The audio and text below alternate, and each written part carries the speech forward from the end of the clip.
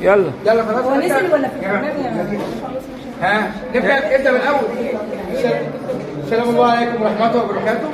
من داخل قاعه مكتبه مصر الحديثه بالدقي ومهرجان كتابية السكر بعنوان مرحب شهر السوق، لقاءنا مع منظمه الندوه السيده هدى عمار. اهلا وسهلا بحضرتك يا فندم.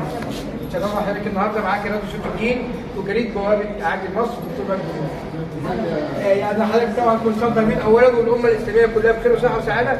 هتعرف مشاعر حضرتك عن رمضان؟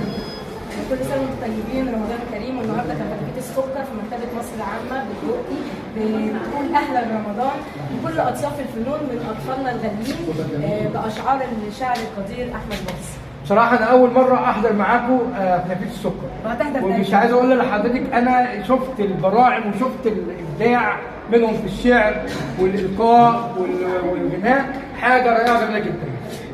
معانا الدكتوره ام كلثوم البدوي، قاهره الاميه وقاهره قلوبنا كلنا. يعني ما شاء الله اتكرمت النهارده.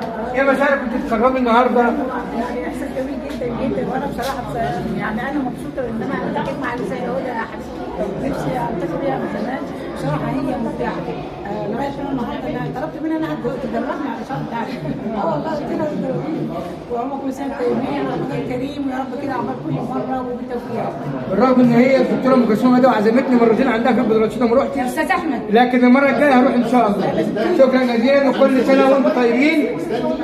شكرا جزيلا، كل سنه وانتم طيبين. كان معكم دكتور مجدي ناظر راديو صوت الدين.